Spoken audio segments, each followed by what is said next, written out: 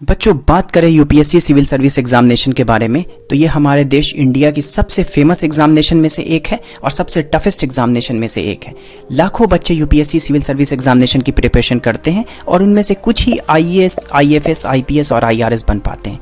चलिए बच्चों, आज हम लोग जानेंगे यूपीएससी सिविल सर्विस एग्जामिनेशन के बारे में। एजुकेशनल क्वालिफिकेशन के बारे में अगर बात की जाए तो आपके पास सिर्फ और सिर्फ बैचलर डिग्री होनी चाहिए। एज लिमिट के बारे में अगर बात करें तो अगर आप जनरल कैटेगरी से बिलोंग करते हैं तो आपके लिए मिनिमम एज लिमिट 21 ईयर्स है और मैक्सिमम एज लिमिट 32 ईयर्स है और आपको जो टोटल नंबर ऑफ अटेम्प्ट मिलती है वो है 6। अगर आप ओबीसी कैटेगरी से बिलोंग करते हैं तो आपके लिए मिनिमम एज लिमिट 21 ईयर्स है और मैक्सिमम एज लिमिट 35 ईयर्स है और आपको जो टोटल नंबर ऑफ अटेम्प्ट मिलती है वो है 9। अगर आप SC/ST कैटेगरी से बिलोंग करते हैं तो आपके लिए मिनिमम एज लिमिट 21 ईयर्स है और मैक्सिमम एज लिमिट 37 ईयर्स है और आपको अनलिमिटेड नंबर ऑफ अटेम्प्ट मिलती है। UPSC civil service exam 3 phase में होता है। सबसे पहला होता है प्रीलिम्स, दूसरा होता है मेंस और तीसरा और लास्ट जो होता है वो होता है इंटरव्यू। बात करें प्रीलिम्स की तो प्रीलिम्स में 2 पेपर होते हैं। सबसे पहला होता है जनरल स्टडीज़ 1। इसको सॉल्व करने के लिए आप लोगों को 2 घंटे का टाइम मिलता है और इसमें जो नंबर ऑफ क्वेश्चन होते हैं वो होते हैं 100 और सभी क्वेश्चन 2 मार्क्स के होते हैं और इसमें निगेटिव मार्किंग जो होती है वो होती है 1/3।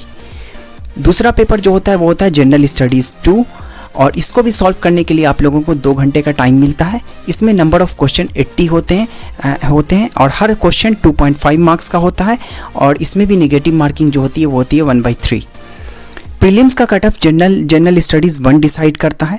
जनरल स्टडीज़ 2 क्वालिफाइंग होता है। इसमें आपको 200 मार्क्स में से 33% लाने होते हैं, मोटा मोटी मान के चलिए 67 मार्क्स। अब बात करते हैं हम लोग सिलेबस जनरल स्टडीज़ 1 का, तो इसमें आ जाता है इंडियन हिस्ट्री और Indian national movement. Indian history की बात करें तो हमें एंसेंट हिस्ट्री भी पढ़नी पड़ती है, मिडिवल हिस्ट्री भी पढ़नी पड़ेगी और मॉडर्न हिस्ट्री भी पढ़नी पड़ेगी। अब बात करते हैं हम लोग ज्योग्राफी के बारे में, तो ज्योग्राफी में हम लोगों को इंडियन ज्योग्राफी भी पढ़नी है और वर्ल्ड ज्योग्राफी भी पढ़नी है। तीसरा आ जाता है हमारा इंडियन पॉलिटी एंड गवर्नेंस। चौथा आ जाता है हमारा साइंस एंड टेक्नोलॉजी। पाँचवा आ जाता है हमारा इकोनॉमी और छठा हमारा जो आ जाता है वो आ जाता है इन्वायरमेंट एंड बायोडाइवर्सिटी और सातवां हमारा आ जाता है करंट अफेयर। अब बात करते हैं हम लोग सिलेबस जनरल स्टडीज़ 2 की। जनरल स्टडीज़ 2 जो होता है आप लोगों को जैसा कि मैंने बता दिया है ये क्वालिफाइंग होता है। इसका जो सिलेबस है सबसे पहला वो है कॉम्प्रहेंशन, दूसरा है interpersonal skill including communication skill, तीसरा है decision making and problem solving, चौथा है जनरल मेंटल एबिलिटी, पाँचवा है logical reasoning and analytical ability, छठा है बेसिक न्यूमरेसी और सातवां है डिजिटल इंटरप्रिटेशन। प्रीलिम्स एग्ज़ाम सिर्फ और सिर्फ ये डिसाइड करता है कि आप मेंस एग्ज़ाम लिखेंगे या नहीं, इसका फाइनल सिलेक्शन में कोई रोल नहीं होता है। बच्चों, बात करें मेंस एग्जामिनेशन की यानी दूसरे एग्जामिनेशन की, तो ये एग्जामिनेशन का फाइनल सिलेक्शन में बहुत बड़ा रोल होता है। ये एग्ज़ाम 5 दिनों तक चलता है और इसमें टोटल 9 पेपर होते हैं और ये एग्ज़ाम सब्जेक्टिव नेचर का होता है और हर पेपर के लिए आपको 3 घंटे का समय मिलता है। अब आइए हम लोग बात करते हैं मेंस एग्जामिनेशन के सिलेबस के बारे में। Paper A, Indian language paper. अब ये क्या होता है आइए से समझते हैं।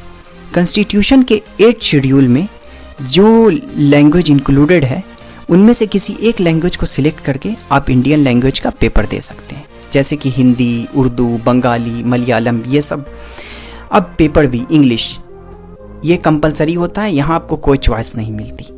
पेपर ए और पेपर बी दोनों क्वालिफाइंग नेचर के होते हैं और दोनों 300 मार्क्स के होते हैं। अब बात करते हैं इनके सिलेबस के बारे में। पेपर बी इंग्लिश का सिलेबस और पेपर ए इंग्लिश का सिलेबस सेम होता है। अब एक्स्ट्रा क्या होता है वो आगे आपको वीडियो में पता चलेगा।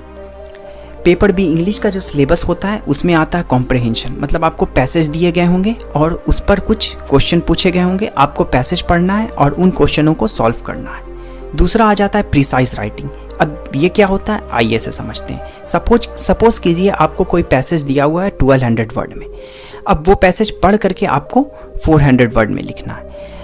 तीसरा जो होता है वो हमारा आ जाता है यूजेज एंड वोकेबलरी, मतलब यहाँ पर आपका ग्रामर और वोकेबलरी का टेस्ट होता है।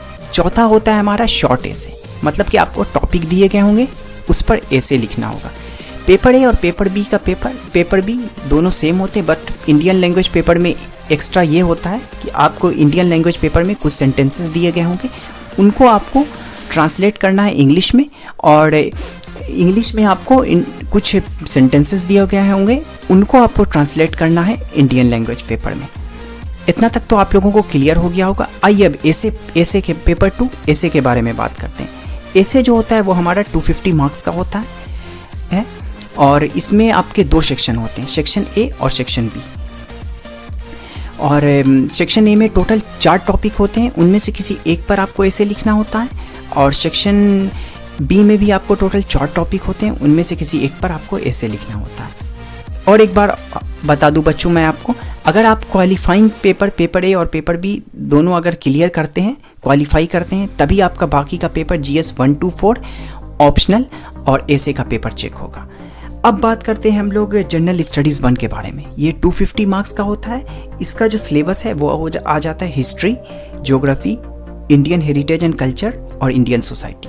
यहाँ पर हिस्ट्री की बात करें तो यहाँ पर इंडियन हिस्ट्री भी आता है और वर्ल्ड हिस्ट्री भी आता है। और ज्योग्राफी की अगर बात करें तो यहाँ पर इंडियन ज्योग्राफी भी आता है और वर्ल्ड ज्योग्राफी भी आता है। अब बात करें पेपर 3 जो कि है GS 2, ये भी 250 मार्क्स का होता है। इसमें इसका जो सिलेबस है वो है polity, constitution, governance, social justice और इंटरनेशनल रिलेशन। अब बात करें पेपर 4 जो कि है GS 3, ये भी 250 मार्क्स का होता है। इसका सिलेबस क्या होता है आइए जानते हैं। इसका सिलेबस है economic development, biodiversity, environment, internal security और डिज़ास्टर मैनेजमेंट और टेक्नोलॉजी। अब बात करते हैं पेपर 5 जो कि है हमारा GS 4, ये भी 250 मार्क्स का होता है। इसका जो सिलेबस है वो है इथिक्स, इंटीग्रिटी एंड एप्टीट्यूड। अब बात करते हैं पेपर 6 जो कि है हमारा ऑप्शनल पेपर 1 और पेपर 7 ये ऑप्शनल पेपर 2, दोनों 250 मार्क्स के होते हैं। तीसरा और लास्ट स्टेज जो है वो इंटरव्यू है। इंटरव्यू 275 मार्क्स का होता है। मेंस एग्जामिनेशन के टोटल 1750 मार्क्स में आपके कितने मार्क्स आए और इंटरव्यू के टोटल 275 मार्क्स में आपके कितने मार्क्स आए, ये कितने मार्क्स आए दोनों का सम कर करके फाइनल मेरिट बनता है और उसी के बेसिस पर आपका सिलेक्शन होता है। उम्मीद है कि बच्चों आपको मेरी ये इन्फॉर्मेशन पसंद आई होगी। अगर पसंद आई है तो प्लीज़ बच्चों मुझे सपोर्ट करें, मेरे वीडियो को जाकर करके लाइक करें और चैनल को सब्सक्राइब करें। Thank you.